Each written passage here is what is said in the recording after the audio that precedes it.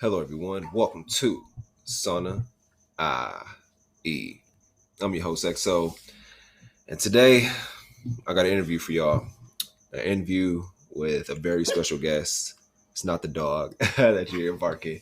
With LVN. He's an LVN, and I've known this guy for some years now.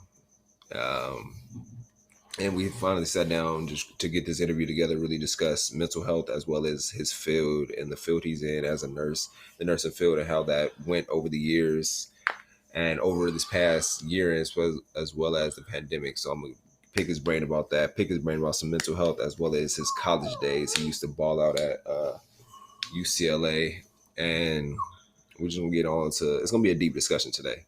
Appreciate y'all tuning in. We'll kick off the show with some quotes of the day.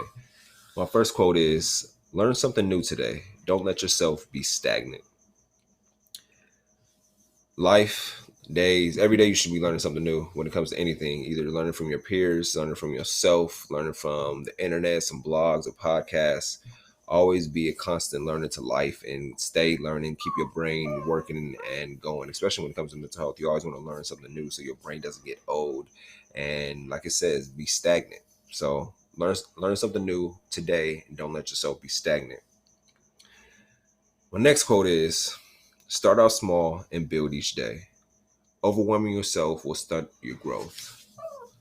It's the small steps you take. Even the dog is whimpering like, yo, don't take them small. Don't be afraid to take them small steps when it comes to building anything. Like they always say, Rome wasn't built in a day. It took brick by brick to build it up. These pyramids that you see in Egypt weren't built in the day. So it's like start off small. Start off small. Don't overwhelm yourself or try to stunt your growth by getting too wrapped up in trying to get it too soon, especially with how social media is. We feel like we need to get things done ASAP instead of really taking our time and really building day by day, taking in the lessons, taking in the hardships, and taking in how each day presents itself. So start off small and build each day. Overwhelming yourself will stunt your growth. But without further ado, my guest, LVN, Mr. Jayson Allmond himself. Um, Anything you want to say to the people? All right. Let the people know about you, who you are. For everybody who don't know me, my name is Jayson Allmond. Grew up in Fontana. Went to Bloomington High School. Went to UCLA straight out of high school. Played football. Bruin, man. Man, from little league to college.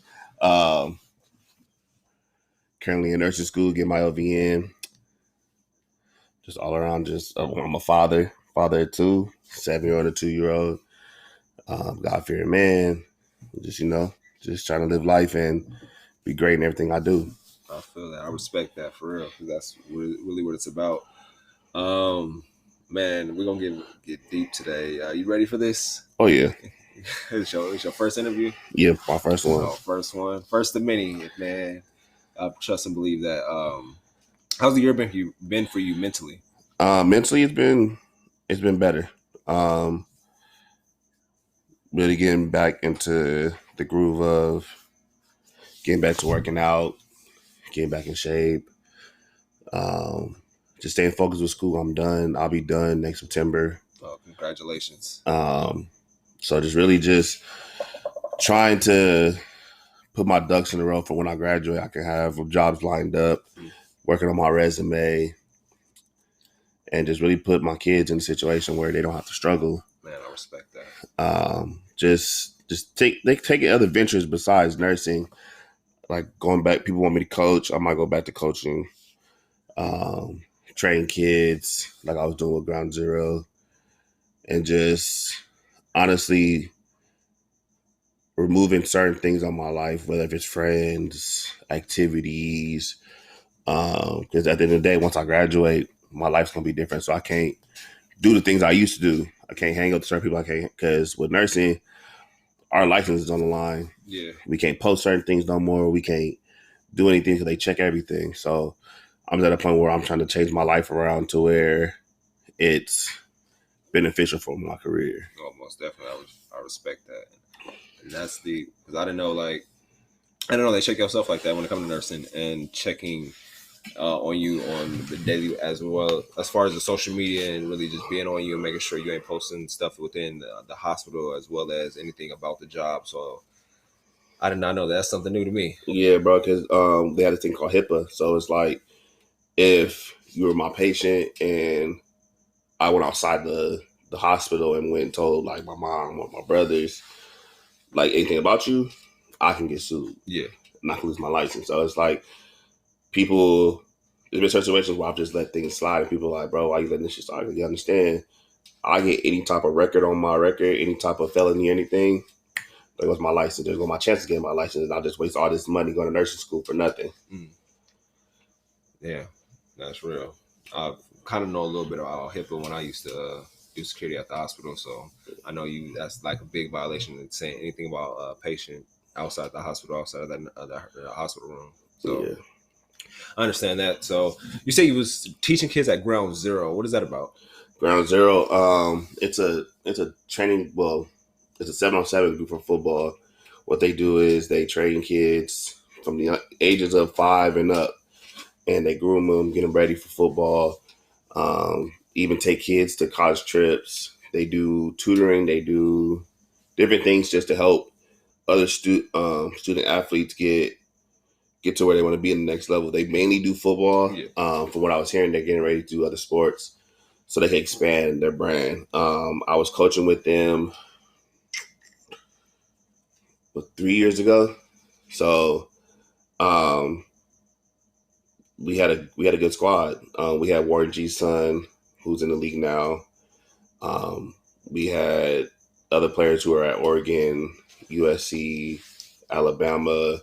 So we work with a lot of top notch athletes, okay, from the IE to Orange County to LA. So it's a good program. There's other ones out there. I'm not gonna say Ground Zero was just the best program, but from what I was a part of, I enjoyed it. I also shout out to my boys in LA who got Premier Athletics. My boy T. Lou, B. Smith, and CJ. They have their thing in LA too. They get a lot of LA kids out as well. I got you. I'm about to check it out. Send my future kids there too. For real. Man, hey, if y'all want your kid to be trained right by men, not even just on the field, off the field, like teaching them how to be men. A lot of these kids don't have fathers, and it's sad. So it's like to be able to give these kids some type of guidance or some type of mentor to these kids, bro. It's a great feeling because to see them go out to college, see them having 10 hats laying across that table and feeling to pick that one school that wants them. Yeah. So it's like the dope feeling.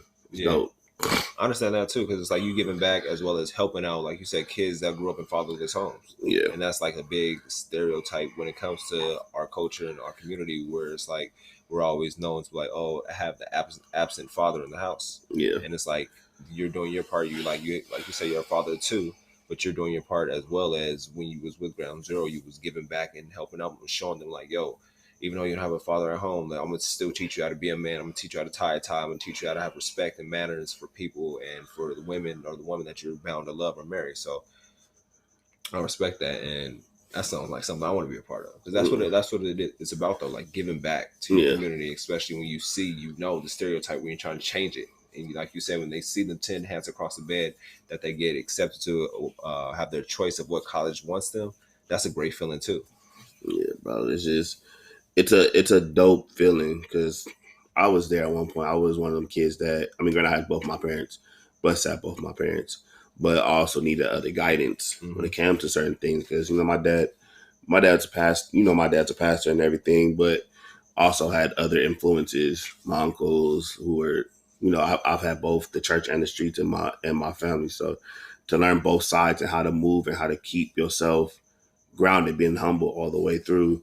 And it's like I tell people all the time, I left UCLA. I made a decision on my own, didn't listen to nobody who was telling me just to stay and wait it out to just stay. Get your education. And at that time, I didn't really think about the education part. I was thinking about, I want to play football, I want to get to the league. That's all I cared about. Yeah. Granted, UCLA, I still held over 3.0, but it was just like, okay, I'm doing the good school shit, but this football shit is not, it's not getting it done. Mm-hmm. So it was just, I made a decision. My mom told me I was grown because I didn't want to listen to her, and I made a decision to leave. I mean, granted, I do sometimes regret it because if I'd have stayed, I started at UCLA education, but I feel like if I didn't have leave and went through everything I've been through, I wouldn't be the man I am today. Mm-hmm. So it's like just be able to tell these kids the stories of me leaving and then really thinking the grass is not greener on the other side. Like that's why I always tell these kids, like, hey, you out of school, football not gonna be able to be there forever. Mm-hmm. Like what people understand about the NFL, it really means the no fun league and not for long. Yeah. So all it takes is one play for you to never play the ball game ever again. There's been a lot of instances where players get hit, one hit, paralyzed, Mm-hmm. shoulder gone, knees gone. So I always tell these kids when I train them, look, how's your grades? Forget the football part. I know you can play ball, but what's your grades like? Yeah. What you want to do outside of football? If football don't work, then what are you gonna do? Yeah, you always got to have a plan B, plan C. But it's just like I tell them, like you got to think about it. There's over 100,000 players from college trying to get to the league, Mm-hmm. and it's like you got to put in perspective of what if. You got to have that what if. Mm-hmm. Granted, they tell you not to think of what if, but it's like what if you don't get drafted? What if you don't get picked up? What if you get out there and you tear your ACL and they tell you you're done? Yeah. Like people understand, like, yeah, technology is different in the medical field, but at the same time, if your body can't take that pain, take that beating no more, your body's gonna let you know. Mm-hmm. So like that's where I was at with it. I was like, you know what? Football didn't work out. I got a chance to sign a contract to play arena football. I got cut for politic reasons, but I came home. I sat for a minute, like, okay, what I'm gonna do? Like, what is my ultimate goal? I don't have my college degree. At this time, I only had one child, so I was like, okay, I can't just keep getting up and chase this football dream no more. I can't just keep leaving. So I really had to really sit down with myself and be like, you know what? Okay, this is what I'm gonna do. I'm gonna go back to school, forget football. I'll play semi-pro, maybe 1 or 2 seasons, and just focus on education. Now, I'm about to be 30 years old. Well, I'm 30 now, and it was just like, all right, school is the way to go. And I chose nursing because I was like, okay, what can I do to make a difference since I'm not playing football? Yeah. And nursing is one of the fields where you're interacting with people all the time. So maybe like I tell people, I don't try to change everybody. If I could just touch one, that's all it takes. Yeah. That's really all it takes is just touching one person and impacting one person. Because once you impact one person impacts another and eventually impacts the whole community. So it just starts with that one person and being good to them. That's something I've been learning about myself. That's a lot to unpack there because you went into detail about your journey from UCLA into stepping into the nursing field, and I'm like, I didn't know you up and left like that. Like just like, hey, I'm gonna chase football and not the education. Like it's like your parents. I know the parents are always gonna be like, hey, chase the education because they know in the long term, like that's what you need, like you said, to fall back on. Yeah. But us being college kids, naive and just like, yo, all I see is my tunnel vision is on football. I want to go pro. This is what I'm gonna do. And like you said, if you didn't take that risk, you would have been a different man today. But you took that risk and you like, I'm glad I took it because I've learned so much over then since that time that it really shaped me and groomed me into who I am. And now I can share that story with the kids that I used to train and tell them like, this is what happened to me. So check your grades, make sure your grades is right instead of focusing on football. Like football is going to be there, but it's like you said, that one hit, that one play, and it's over. Yep. And now you're like, damn, what you got to fall back on? And you had that time of reflection where you're like, all right, so what I'm going to do now? I got a kid. Can't keep chasing the football dream. I love football. I'm a diehard football fan. I'm a diehard football player. But what do I want to do in my life? What's my ultimate goal? And like you say, you want to impact people, so you chose the nursing field, which is good. And now you a year away from graduating, and that's gonna be here fast. And I know you like, man, I can't wait to be bro. I tell people all the time, I'm like, bro, like, especially when this pandemic hit, like, I being in the nursing field and really getting deep down into what everything really is when it comes to nursing, you really start seeing the ignorance between the nursing field and regular people. Because, yeah, I get it. People don't trust the medical field sometimes. mm-hmm. I get that. I understand that. But there's a reason why we take this amount of steps and this many years to get where we need to be when it comes to nursing. It's just like with any profession that you pick. Like, I get it. We may diagnose somebody wrong, but at the end of the day, we're human. Mm-hmm. We're not always gonna get it right. Yeah. And it's like, yeah, you may have, and when I come across going to my clinicals, I come across people who act like they know everything but don't. Mm-hmm. And it's like, I went into nursing. Okay, I don't know shit about nursing. Yeah. I don't know this from that. Like, so I had to go into nursing knowing, okay, bet I have to go in like football. I have to be coachable. I have to go in knowing I don't know everything when it comes to this. I may have an understanding, but I don't know everything. Yeah. So it's like, when I go on my clinicals, I always ask questions. I always find the one nurse I feel like, okay, can help me. Mm-hmm. All right, I'll talk to you. Because there's some nurses out there, when you come in for clinicals, they don't like students. Yeah. They don't like students because they ask too many questions. They basically slow them down from doing their day. But it's like, just like with anything, you have to be able to help the next person. Mm-hmm. And some people feel like you're threatening, because it's like, you're here, you're going to be a nurse, and you might take that person's job. Yeah. But that's just the way, like, that's how some people think. And I've seen some nurses who really don't care about the patients. Man. And it's sick, bro. Like you'll see him, like, just one story. I was helping with a patient, this Jamaican lady. Well, I'm sorry, she was Jamaican. And we went to go help change the patient's diaper. Man, like, the patient literally had a rash from between her legs to her back because they didn't change her overnight. That's crazy.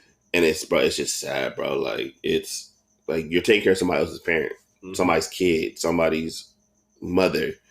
And it's like they're putting the trust in you to take care of that person. Like, and so for you to sit there and let this person get a rash or infection because you were just negligent and didn't want to do it, and you just want to be lazy and didn't care, it's fucked up. Yeah, it is. It's like you're wasting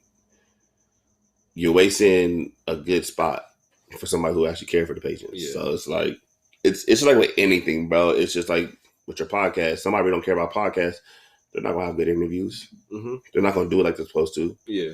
Or it's like with grocery stores or music. It's like that person really don't care for the profession or really don't care to do it. It's never gonna be good. Yeah, it's gonna be half-assed all the time. Yeah, and it's like you gotta find where that passion comes in. Like, there's people who are passionate about the nursing field and nursing and take care of the patients and love the patients and whatnot. But there's some people, like I've seen it firsthand, where there's like half-assed nurses that are neglectful nurses and nurses that don't really give a fuck about the patient, about the thing. They just there to get the paycheck and go home. Man. And it's like it's crazy that it's like that. But those ones, I believe, will be sorted out. And well, sooner or later they'll be fired. And it just sucks, bro. Because like, even with teaching, bro, you've been in school just like me, and it's like you can tell teachers who actually care. You tell teachers who don't care, bro. Yeah. Who don't care? They just here for the paycheck. Mm-hmm. Like, I remember watching a video of a white kid getting up and like yelling at the teacher, telling them like, "You don't do nothing. Like, you're supposed to be teaching us. We're supposed to be the future, and all you give us is packets and just really don't teach us." Mm-hmm. Like, and you wonder why we sleep, we don't come to class, we're leaving, we don't respect you because one, you don't respect your job. So why should I respect you? That's facts. So that's the deep. Like, and it's crazy because I get it. I've been there where it comes to nursing, bro, where a family, a patient fell, and the nurses didn't do anything. They told her, do she need a wheelchair? She refused the wheelchair. They asked like 4 times. but she wanted to walk on her own, and she ended up falling and hitting her head. And I think her grandson came in. He was probably a little bit taller than me, probably about 6'3", probably about 240. And just came in just yelling, just cussing out the nurses. Y'all did this, y'all did that. Like, how did she fall? And it's like, I get it as a grandchild or as a caretaker for your family member, but you have to go in there, bro, and really ask what happened. Mm-hmm. Like, I've never seen anybody so scared for their life as some nurses were. Like, all women. Mm-hmm. And I was just standing there, like, granted, I could have said something, but at the end of the day, our professor told us to stay out of that. So, because he didn't want us to get in trouble for trying to step in, and then we don't get to go back to that school, go back to that facility for clinicals. So, bro, I've seen it all, bro. Like, and I'd suggest for anybody who wants to do nursing, go in there with an open mind. Like, you're gonna see some things, and if you can't deal with it, you can't deal with it. Mm-hmm. Just like football, nursing ain't for everybody. Yeah, like you gonna see shit, pee, blood. Like, I've seen a bed sore, which is like where it's a pressure sore. So when people are bedridden and they they're laying on their back or on their butt for a long period of time, the bacteria and everything develops a hole. Damn. I've seen a hole so big to where I can see their muscle moving in their back. Bro, and that's crazy. And you have to pack it with gauze and stuff, and you take that mess out. It's rotten flesh, and it's just disgusting, bro.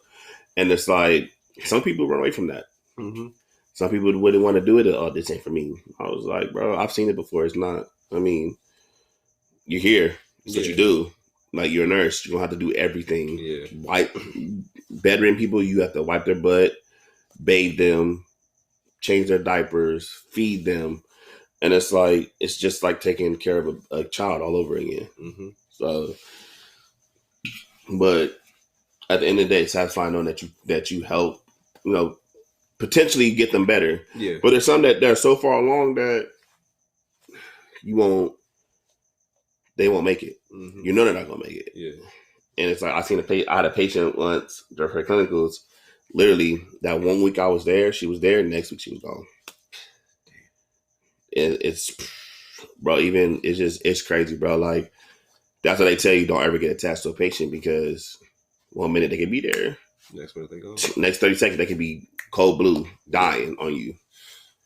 So it's crazy, bro. Like, oh man, you got me reminiscing. Like, that's like when I did security. I was doing security down at Kaiser. Yeah.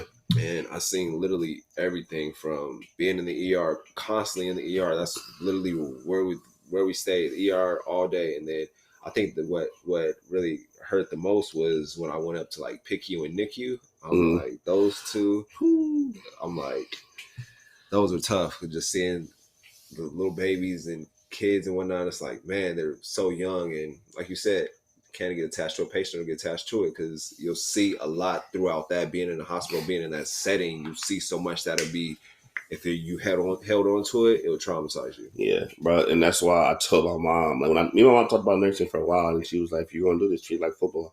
Mm-hmm. Go hard. And it's like, I told her, that's one thought I can't do kids, bro. Yeah.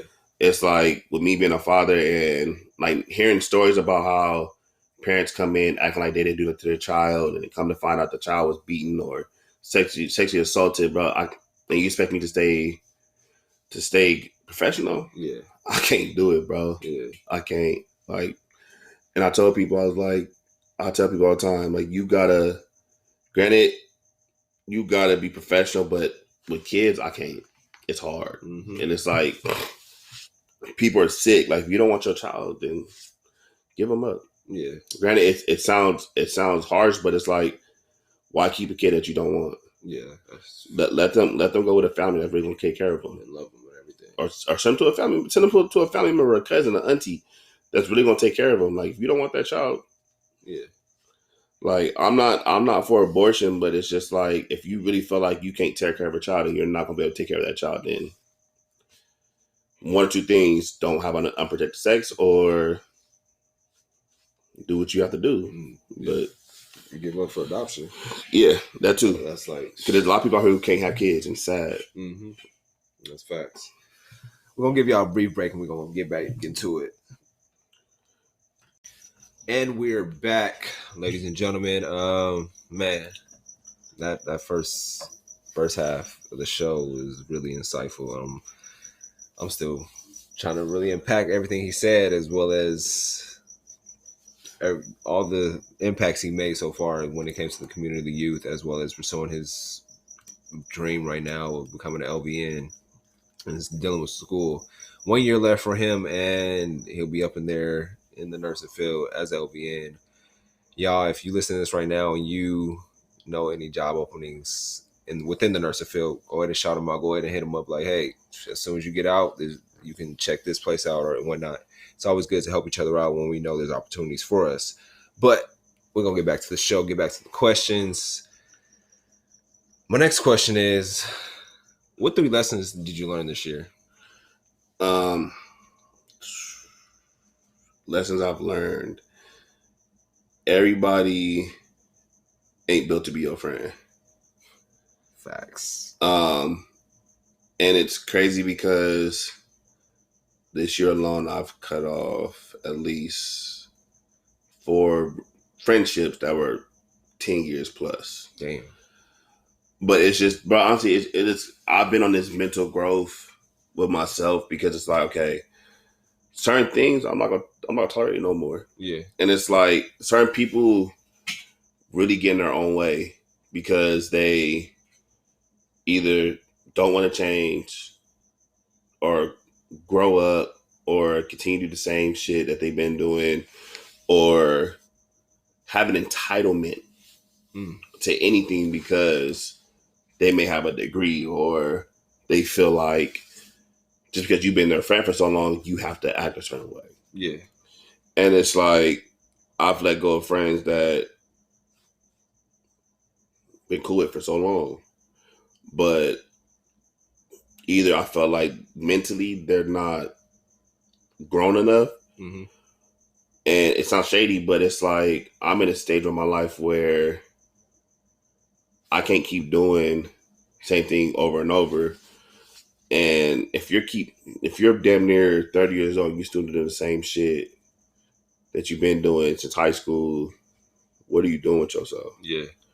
And it's like, or people that sit there and blame everybody else for their issues. It's like, bro, if it comes down to it and you don't like the situation you're in, remove yourself. Exactly. Why still stay in that situation? Like, I had a friend who always complained about how their family is toxic and always dependent on them and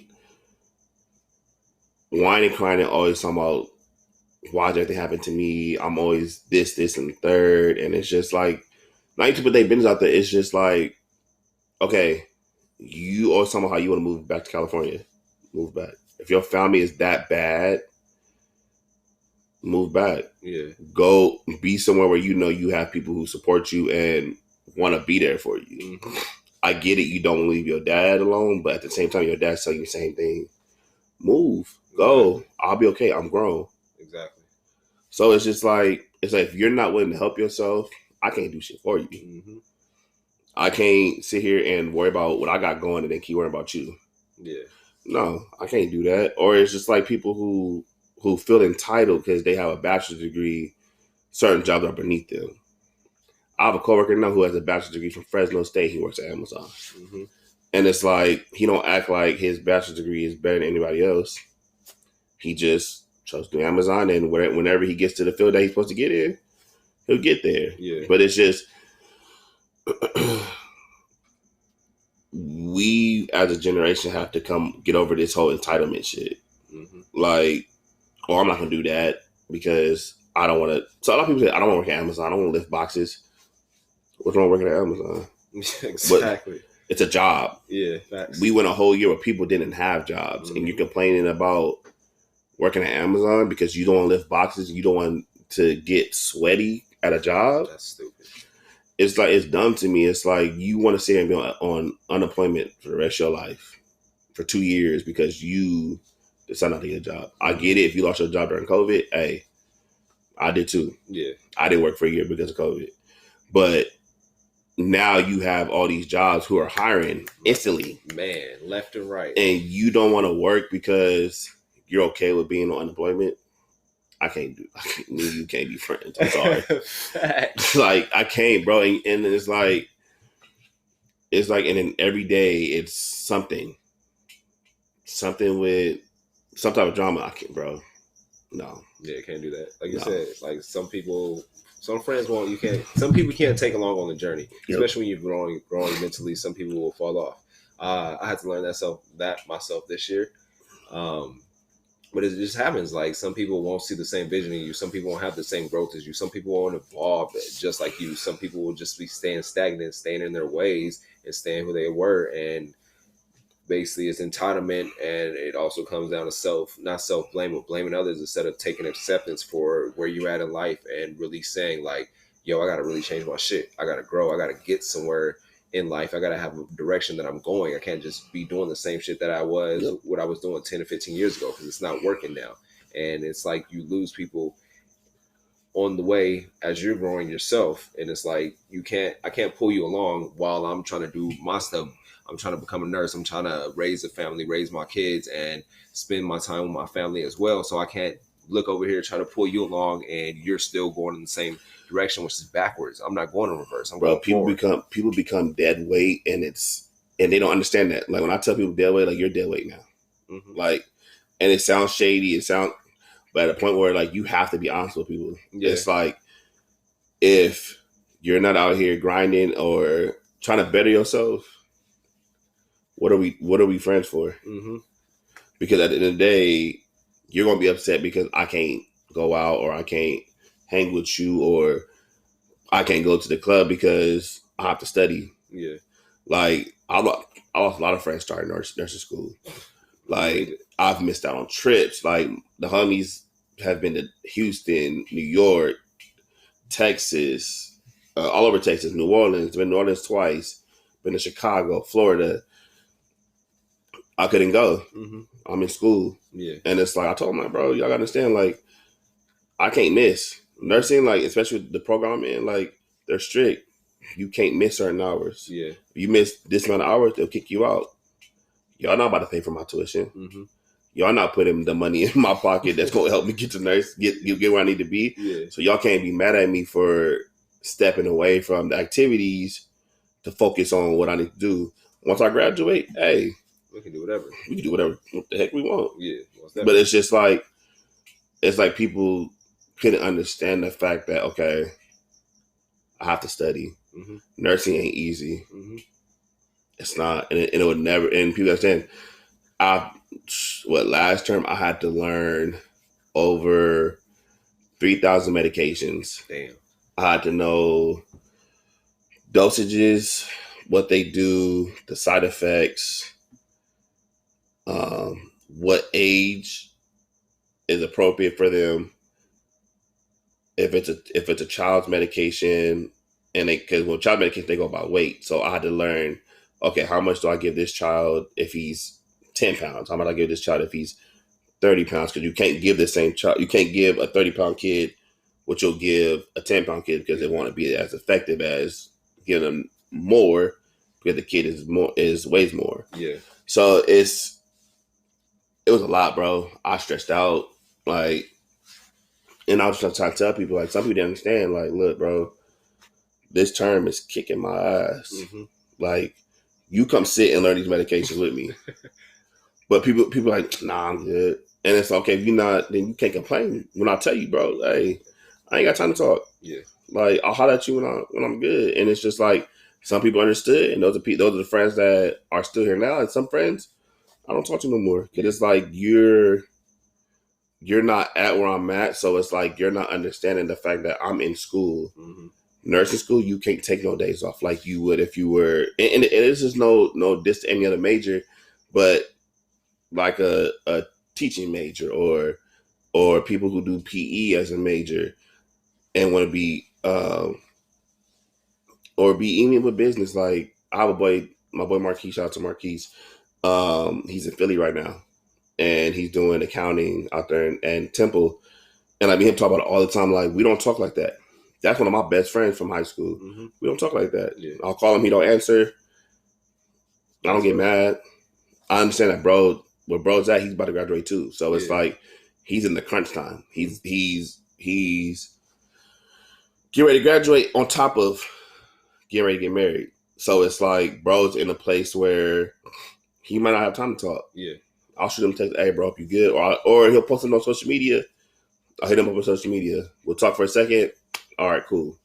So it's like when you have a friend like that that's in the same stance as you and they understand, it's like it makes that journey even easier. So it's like for anybody, like if you have a friend, if you have friends who don't understand that you're trying to be a parent, trying to better your life, trying to get somewhere, and they let them go, they're dead weight. Mm-hmm. Like it sucks, but it's like at the end of the day, it's about your growth. Yeah. You can't grow with people who don't understand where you're trying to head. Mm-hmm. And it's just like a quote from Nancy, like, start getting smart, everybody can't go. Yep. And that's a true statement because everybody can't go where you're going. Because not everybody is built for it and everybody's not mentally ready for that. Mm-hmm. Like my boy Austin, aka Flynn Al Capone, like bro's doing his shit. Shout out to him. Like he's doing the whole directing music videos, he's doing his music.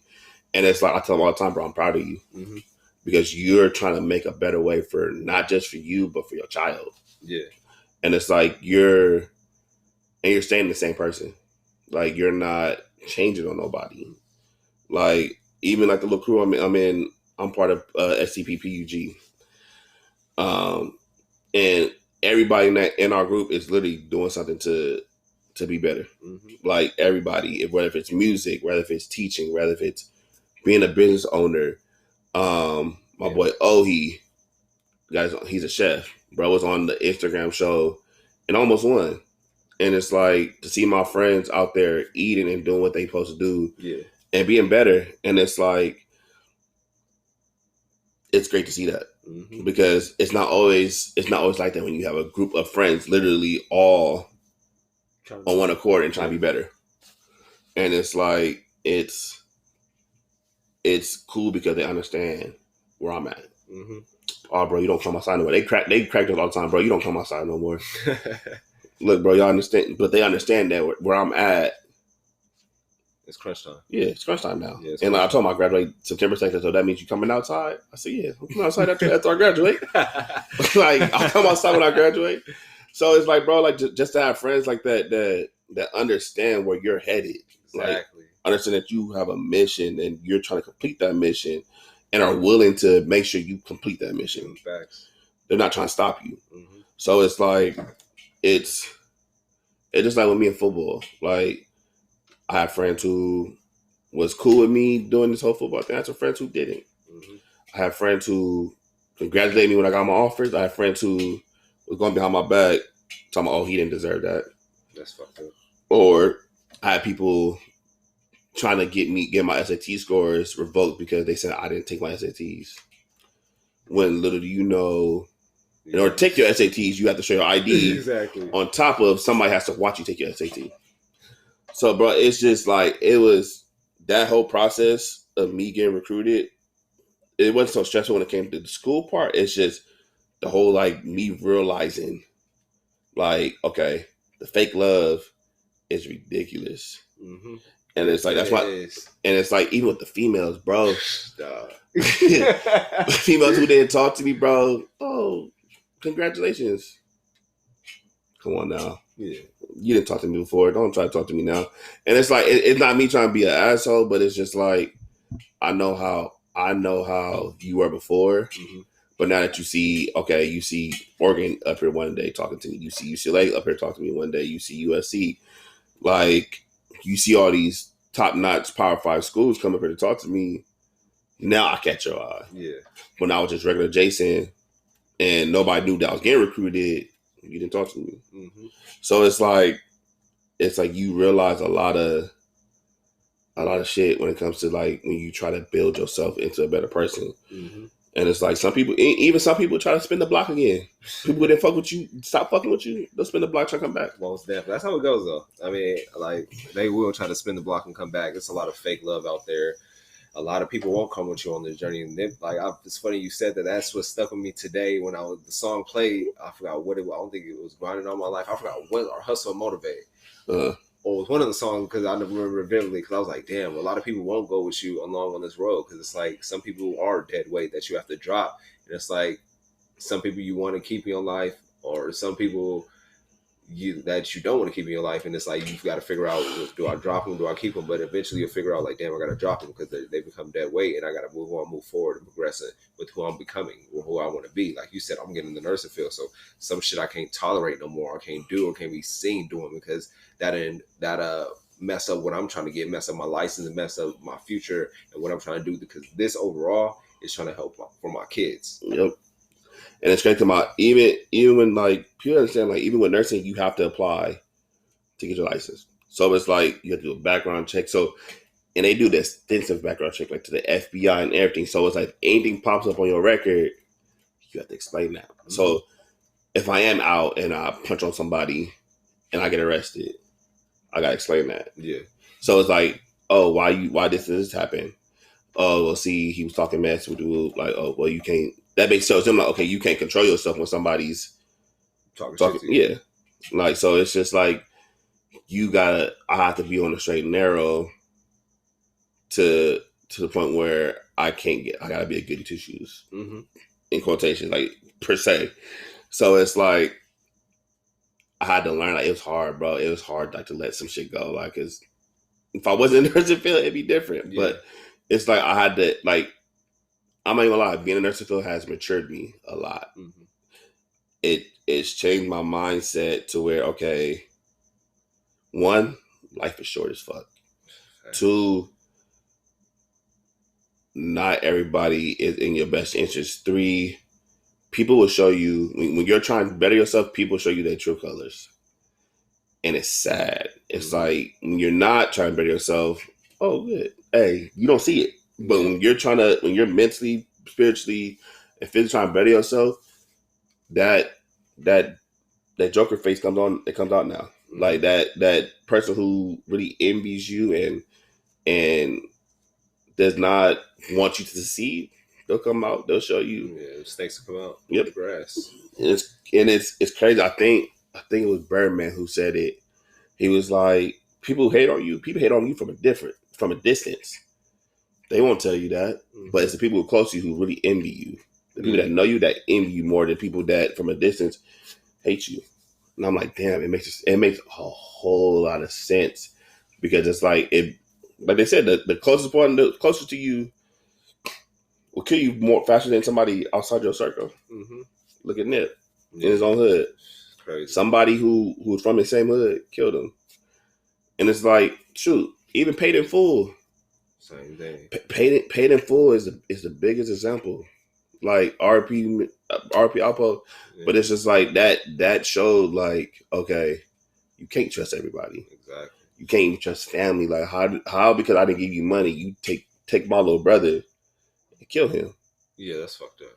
Like, and it shows, bro. It shows you, like, people in your circle is the worst ones. Like, so you have to be careful who your friends are. Mm-hmm. Like, you have to pick your friends wisely.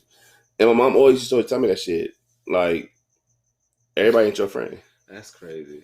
And it's like, I really didn't, like, really understand it until I got to college. And you really see who your friends are. Like, when I graduated and went to college, I probably talked to, Everett, Keys, Dwayne,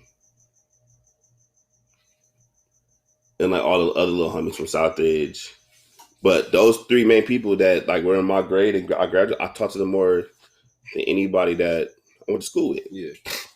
And it was like, damn, like, you really understand, like, if they don't see you on social media, they ain't gonna reach out for you. Mm-hmm. And it's like, it's when they see you on social media, oh, hey, bro, what's up? Yeah, you want to reach out and whatnot. Yeah, and it's like, I don't get my number out to everybody, but it's just like, if you want to get a hold of me, you can reach me. Mm-hmm. You'll find out a way. And it's like, I got to the point where I used to reach out to people and I'll be like, hey, bro, how you doing? But it wasn't reciprocated. So it's just like, Why waste my time? I feel you. That's how that's how I was too. Like I would always be the person reaching out to people and reaching out, checking on people, because I'm like, shoot, let me check on people just to make sure they're good and everything. Because like a lot of people don't do it. Like you said, you feel like you wasting your time because it's not reciprocated, and it's like people like, oh, we get too busy, and I'm like, sure, you can always reach out, shoot a text to somebody, and check on them, see how they're doing, especially if y'all grew up and have some history amongst yourselves. So it's like some people aren't like that. Yeah, and bro, honestly, and I always say to myself, you my dog. All it takes is 2.5 seconds of your day to check on somebody. Exactly. You can say, "Hey, bro, just checking in. How you doing?" Mm-hmm. That can change somebody's day real quick. Facts. Somebody can have a bad day, and all you gotta do is say, "Hey, bro, just checking in on you. How you doing?" Checking on your people, man. Yep. Don't feel like you're too good to check. And it's like, bro, if they don't text back, bro, cool. But at least they know. Oh, he checked up on me. Yeah, facts. Like it's just you gotta understand, bro. Especially with this mental health stuff. Like, get into mental health. I worked at the same place, bro. I worked at the same place Maurice worked at, bro. I was there first, and like one thing that's fucked up about the mental health field, you can really see that mental health people aren't treated well. Mm-hmm. Like they just get thrown to the side. Yeah. Oh, he's just give him these pills and he'll be okay. But it's like it sucks because a lot of these people are our age. Facts. Like, and it's sad. Like, I had a patient. Bro when I was there, he was 23 and was schizophrenia. Had multiple personalities. And it was just like, family never called, never could check up on him. My bro, this man's 23 years old. Yeah. And it's like, y'all just abandoned him. And like one day his mom tried to call. He wasn't fucking with it. Like he had an episode. And it was just like, yeah, y'all can't do that because y'all ain't got to deal with this shit. Mm-hmm. We do. We have to deal with the episodes. We the ones that have to calm him down. We the ones that have to report this because now we gotta get to where you can't call no more. Yeah. So it's just like mental health, bro. I advise everybody, get your mental health checked. Mm-hmm. Talk to a therapist. Talk to anybody. You don't have to be a therapist. Somebody, a pastor or a older elder that has been through it, or who can help. Who can give you a word. Like it don't have to be a long conversation. It don't have to be a 2-hour, 3-hour conversation. Like I talk to my dad a lot. Mm-hmm. And he always checks up on us. He always reminds me, keep going. Like, and that he don't have to say a lot. It's just keep going. Yeah. Keep pushing. Do what you got to do. And so it's crazy because I'm not gonna lie. When my grandmother passed, my brother will tell you I went through a depression, bro. Because around that same time, I was still trying to figure out between this whole I was still changing from football into regular life. Mm-hmm. And trying to be a regular person, not just Jayson the football player. Yeah. So it's like I was focusing on that, trying to get that together. At the time my daughter's mom is pregnant, and it's like, okay, I'm stressing because I'm trying to get my life together on top of watching my grandmother go from walking, talking, driving, cooking to literally me, my mom, my brothers having to help her to go to the bathroom, help her into the car, having to cook for her. And it's like, it becomes, that situation alone for a whole year was mentally draining. Like, granted, I wasn't there all the time because I was working and trying to take care of my family. Mm-hmm. But when I had the opportunity, I told Josh, hey, bro, go enjoy yourself. I'll help mom out. Yeah. And it's like, it sucked, bro, because my grandmother was our everything. Like, you live on the same street as us. You know how my granny was. Mm-hmm. And it was like to see her go from the woman who she was that everybody knew, the sweet lady, even though she was getting your ass, like, rip you a whole new one, to having to be helpless. And all because of a surgeon who didn't take the extra step to make sure everything was okay. Damn.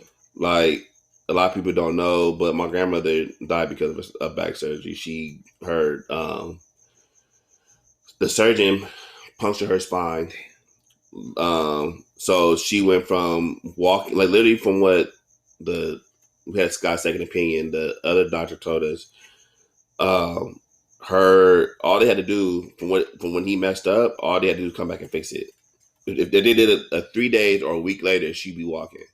But the fact that he waited 6 months and kept telling my mom, my grandmother, he don't know what happened, and it takes up to a year for her to start walking again. Because after a year, you can't sue. Yeah. And from a mom being who she is, taking over and getting a second opinion, if we never did that, bro, we didn't never know. Damn. That he did what he did. And it's like, bro, I was angry, bro, because it was like, how you just do that? Like, how are you okay with lying for 6 months on top of knowing that what you did, she can never walk again? Yeah. And it's like, I seen it change my grandmother. I seen it, like, she went from the happy-go-lucky, always wanted to do stuff to, like, she didn't let it defeat her, but you can see it really bothered her because she didn't want her to see us like that. Yeah. Like, she didn't want us to be taking our day out of our time to help take care of her. She wants to live our life. Mm-hmm. And at this time, me and my brother live in Arizona, and we moved back to help. So it was just like, it sucked, bro. Like, and then when she finally passed, it hurt because it was like, last time I saw my granny was in the ICU. Damn. Tubes up her nose, tubes down her throat. And it was just like, it hurt. Because it was like, I knew, bro, at that moment, like, my granny not coming home. She's not, it's over curtains. And it was just like, it hurt, bro. Like, I broke down in the hospital. Like, I was hurt. It was beyond anything anybody can understand. And before I left that room, I told my granny, I would make sure that nobody else family has to go through what we went through. Because it just, the fact that all it took was you owning up to your shit and saying you fucked up, and my granny can still be here now. Mm-hmm. I mean, granted, God had different plans, but it's just like that little step could have changed everything. Yeah. Granted, my granny got to see Josiah, my nephew, before she passed, but it just hurt because when my daughter was born, my daughter was literally born February, March, April, May, June, July, August, 8 months after my granny passed. Man. So it was just like, my granny passed, then my daughter was born. And it was a surreal feeling because it was like, damn, I wish my granny was here. Mm-hmm. But then but I put in perspective, that's bro, my daughter's my granny all over again. Mm-hmm. Like, the attitude, the way she talking to me, I'm like, look, little girl, like, you better chill out. And she only 2, bro. She 2 going on 15. Like, that's funny.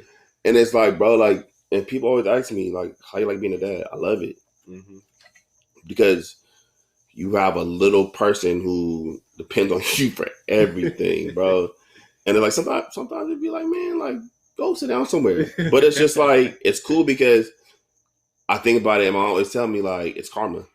Because I always, as a kid, like, always wanted my mom, always wanted something, needing something. And it was just like, in how she had her accent, I'm like, all right, little Faye, like, you need to chill out.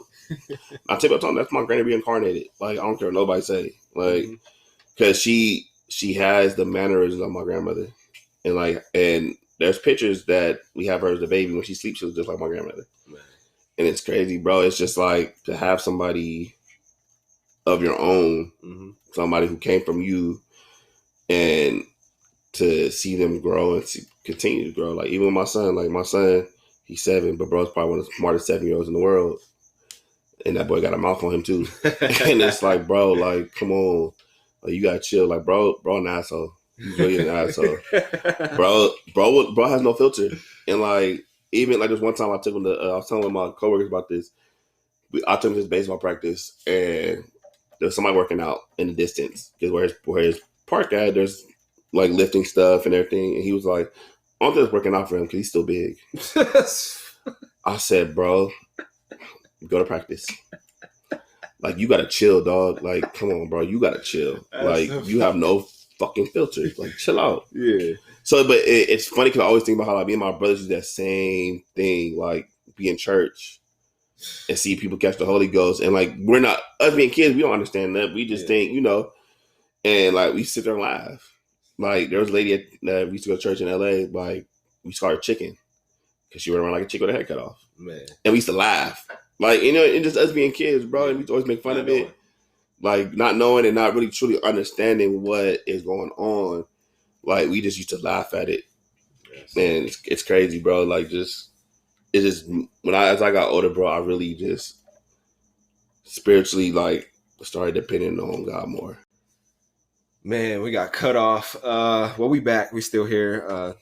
I guess that's our mini break that we had to give y'all. Appreciate y'all still tuning in, still listening, man. I hope this episode has really been insightful and really giving y'all knowledge that y'all need, as well as hearing his story from his journey and everything that he's been through and everything that shaped him to who he is today. We're going to jump into some questions, really discussing, like, we touched a little bit on mental health, and he said, really check on your mental health, get the help that you need. If you need help, get the help. Open up people that's close to you that you know that will listen and really give you advice and really help you out with anything that you're dealing with, instead of you just going through anything alone. Because anything that you're facing, somebody has dealt with and has been through before. You just have to open up and reach out.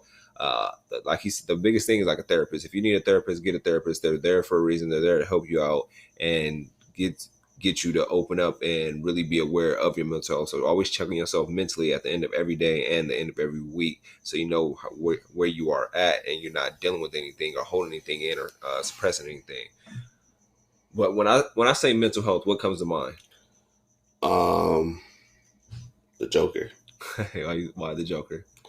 Because you gotta be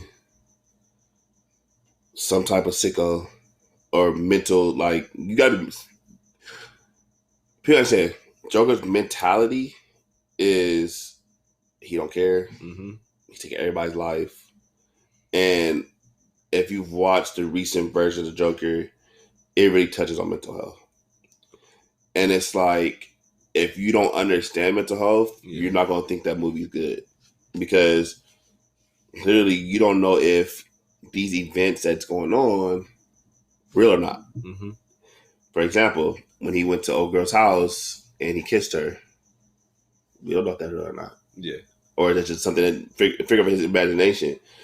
And it's like, even with the ending where he gets in that car accident, we don't know if he's dead or alive. Yeah. And it's just what's going on in his head. So it's like, just with anything that goes with the Joker, bro, that's true mental health. I remember Jack Nicholson said that he had to go see a therapist after playing Joker. Because mentally, he's sicko. Yeah. He's insane. So it's like, to play that role, you have to be some type of crazy. Mm-hmm. What's his name? The one that killed himself after playing the Joker. Heath Ledger. Yeah, Heath Ledger. R.I.P. Heath Ledger. Like, Jack Nicholson told him, you have to detach yourself from that character or you're going to drive yourself crazy. Mm-hmm. Granted, like, God, he did what he did, but it's like, when people think about mental health, I think about the Joker, because that's mentally insane. Mm-hmm. I didn't even think about it like that. Like, Joker is crazy. Like, every Joker that I've seen, everybody that played Joker, I'm just like, he is, like you said, really insane, and he doesn't give a fuck about anything, nobody at all. So, damn. Now you got me thinking. But it's just like, even with the whole Batman series, like, even with Batman has some type of mental health. Like, who wants to walk around with a bat suit? Facts. Like, who wants to walk around at night like a real bat and sit there and fight crime? Yeah. Like, and fight a man who is literally mentally insane and wants to kill you, but you can't kill him. Yeah. Like, you don't want to kill him. So it's just like he's playing like that whole Batman and Joker thing is a mental game in itself. Mm-hmm. And even with mental health alone, like, I think about all the people who, I don't know if you heard the other song "Lonely" by the Baby. No. When you get a chance, watch that video. It's the Baby and Lil Wayne, and like, that song alone is what mental health is. Like, you think about these famous people, like, they got all this money, but half the time some of them are not even happy. Exactly. Like, one of my boys, that he's been in the league, Vincent Brown. He told me something that always stuck with me. He was like, bro, when I got to the league, my life became stressful. And I asked him why. I'm like, you got all this money, bro. You got millions of dollars. He's like, bro, yeah, but that $1 million came with people who I didn't talk to for years, cousins, aunties asking me for money. Mm-hmm. And then when I told them no, they sit here and throw what they've done for me in my face. Yeah. But it's like, he's like, but what have you done for me lately? That's what it comes down to. And it's like, what you done for me as a kid, I don't owe you nothing. Mm-hmm.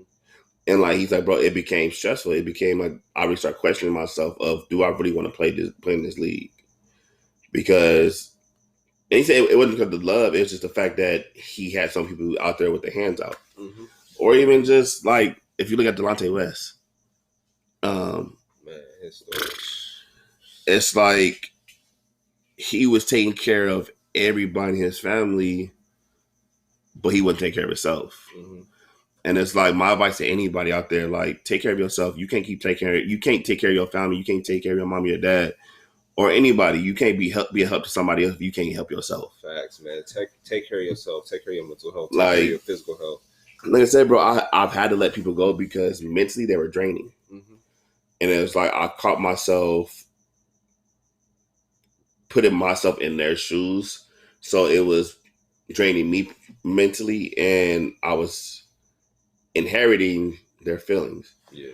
And so when I caught myself doing that, I was like, whoa, hold on, wait, step back. Yeah. This friendship ain't gonna work. Mm-hmm. Because you're mentally draining me with your issues that you keep allowing to happen all the time. Yeah. It's just like what women say when their friends always come crying about they dude and whatnot, and they go right back to him. Why are you even telling me? Exactly. Attention. Like even with homies, get caught up in the same situation. Like, bro, we talk about this how many times? I told you not to mess with that girl. I told you. Now you stuck with her for 18 years. Damn. Like, I told, bro, we had this conversation so many times. Leave her alone. Yeah. Like, and I forgot who said it, but he said people only have one time to show me who they truly are.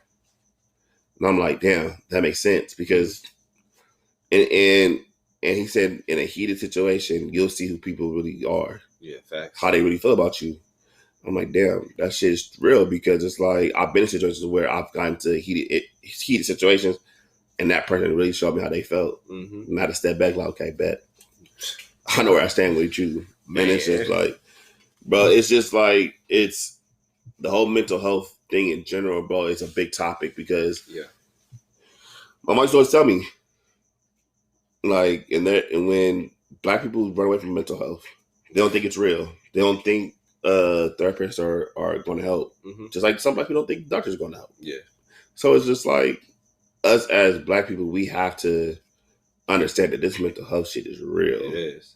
Like, the trauma, I look at Chicago, the trauma that them dudes go through every day, seeing friends die, 2-3 friends die in a day, and it's like it sucks. Like, I was watching a documentary on King Von, and they was talking about how, like, they used to pop perks, they used to pop pills just to kill the pain that they had to deal with, and it's just like, bro, before you turn 18, you lost 5 friends in front of you. That's crazy. It's trauma, just like with Johnson, just like with the Army. Mm-hmm. Like, I really feel like our military should really get more help when it comes to mental health, because they see more than what anybody see. Mm-hmm. Nurses too. I had 2 cousins who worked at the Stafford Hospital up north, and my cousin's mom had to literally take a week off because mentally it was fucking her up.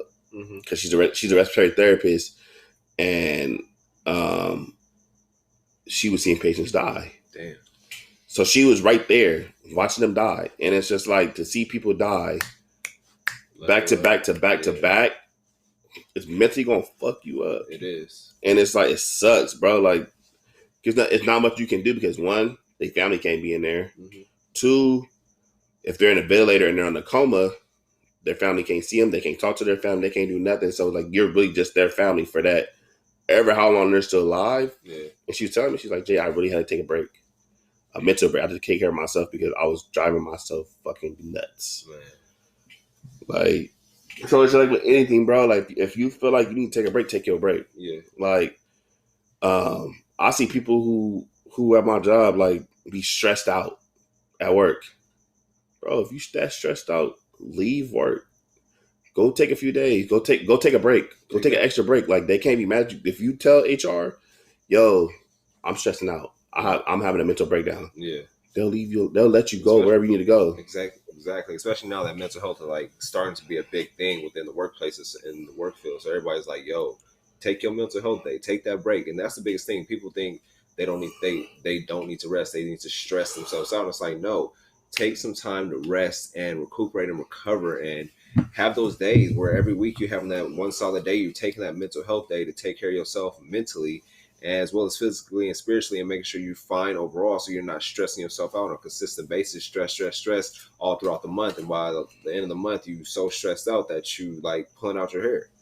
So find ways to rest and recover and really take those mental health days, because I know how it is, especially being in the nursing field. Like you said, your auntie had to take a whole week off because she's a respiratory therapist, and that's all she's seeing day in, day out.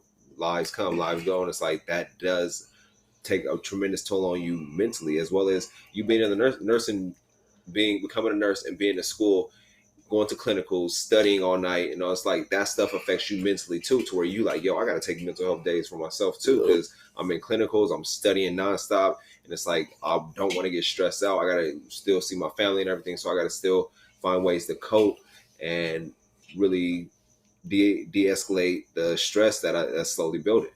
And you know, it's crazy. A lot of things that helped me with nursing school, and my homies laugh at me all the time because I watch battle rap, and people be like, "That shit's so aggressive. Why does it calm me?" It's just like I'm a hip hop head. Like, I'm a big Jay-Z fan, Meek Mill, like a lot of. So I watch battle rap. Yeah, battle rap is like my mental getaway. Like, just to hit. Like, people are saying battle rap is basically aggressive poetry. Mm-hmm. That's all it is, and it's like it's.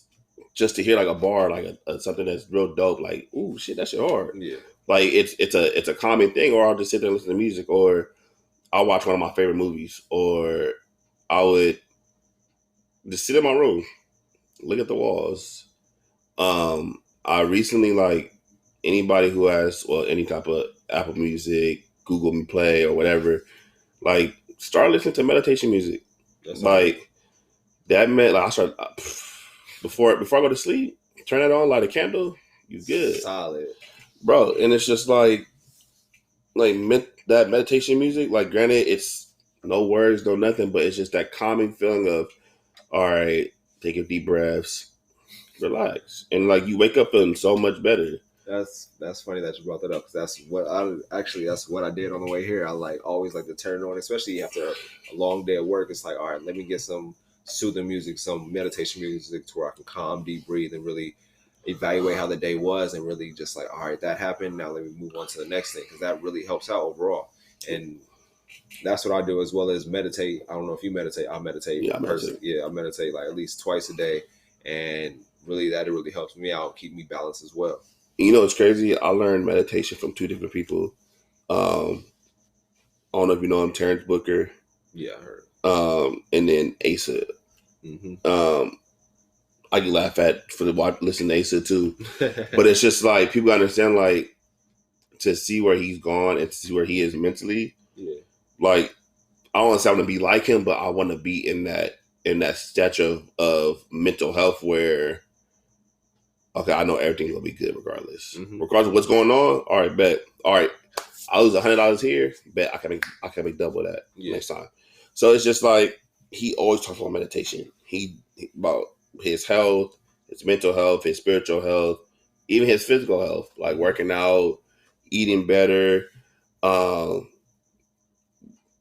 his interviews. Like, you'll see what I'm talking about. Like, I've watched some of his interviews from when he first started and when he is now. Like, it's two totally different people. Like, and it's dope to see his growth. Like, even with Meek Mill, like, he's a big influence when it comes to our mental health, because like, you see this man was literally in and out of jail for the dumbest shit. for popping a willie. Yeah. You put the man in jail. Yeah. And it's like, I had time when she went to jail. And they was telling me, but that shit is mentally, like, that shit will mentally fuck you up in jail. Mm-hmm.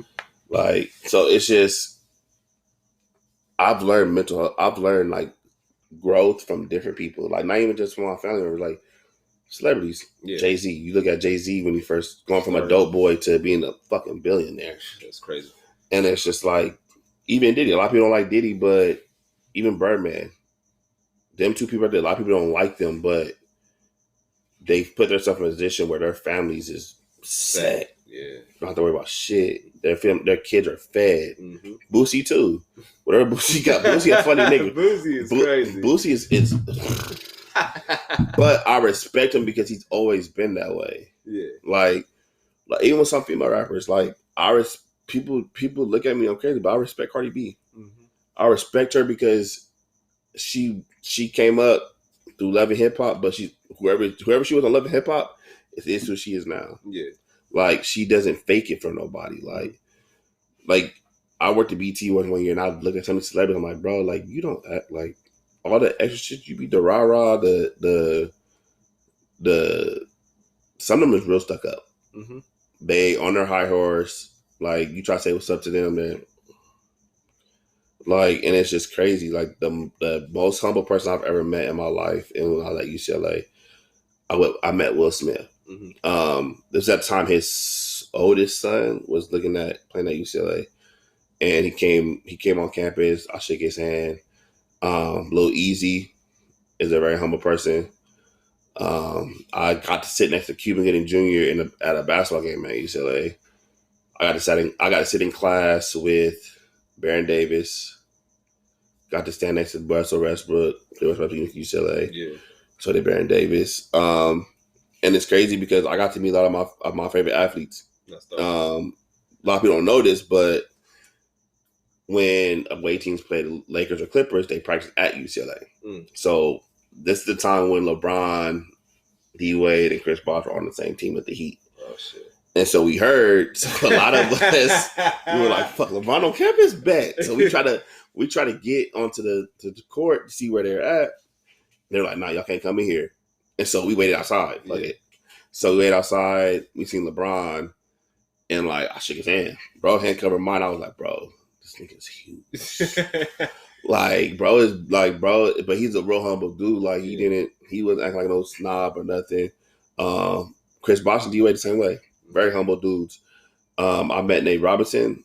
He's not as short as everybody makes him seem like. Bro's pretty tall. Yeah. I met D Rose before the injury. Like, not like sat and talked to him. I shook their hand. Yeah. Like, it wasn't like nothing major, but the one person who I'll always remember, I'll tell the story until I die. I got to play on the same court during the summer with Zach Randolph and Ron Artest. And it's the first time I've ever felt so little. I was guarding Zebo in the paint, and he told me, "You too little." And bro hit me with a spin move and dunked it. I was like, yeah. I'm not meant to play basketball. This is why I'm not 6 foot in the paint, bro. Hell no. That's crazy. So, bro, it's like I had a lot of good experiences at UCLA, but it's just like to know like there's people out there who were humble. Mm-hmm. Like, I got to be Tom Brady. Yeah. Like, he practiced with us one time. And it was just like to like even pick his brain. Like, that man is really football sharp. Like, that man, like the shit that he's doing now, it's no coincidence, bro. It's not fake. It's not a fluke. That man is really the GOAT. Yeah. Like, and to see him when he was with the Patriots, still with the Patriots, and like, I'm like, bro, Tom Brady's really the real deal. Mm-hmm. Like, that man is really, really dope. And just to see those type of athletes that you see every day, on the media, whatever, and to see how humble they are, it's okay. But then you have some people who are assholes. Mm-hmm. That's facts. Like, we used to have concerts right beginning of school, and I forgot who it was, but bro was an ass. Like, wouldn't shake our hand. Security guards were dickheads, and it was just like, bro, yeah, I would never listen to your music ever again. Mm-hmm. Like, you got people out here waiting for you, and you want to act like an asshole. Yeah. But one person I'll always give his credit to is J. Cole. He did a contract at UCLA. He's real. He always been real since day one. And they sat with us for 3 hours after the concert. Like they went and got him food and everything. He sat there and talked to us for like almost 3 hours. I was like, bro, like I told him, like, bro, you a real nigga. Yeah. Like you real.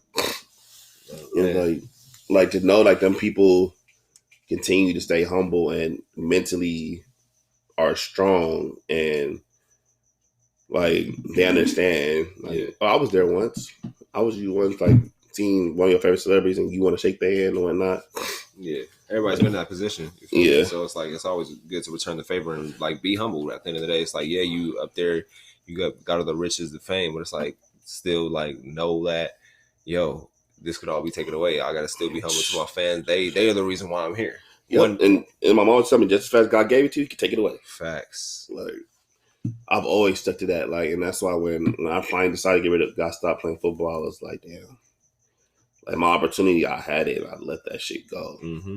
But bigger and brighter things on the way, more blessings. Especially you going. I feel like you're making a more of an impact with in the nursing field versus football. Football, like you said, the league is not for long, and it's all it takes is one play. Yeah, one play, and it's like God had said, "I'll have a redirection for you.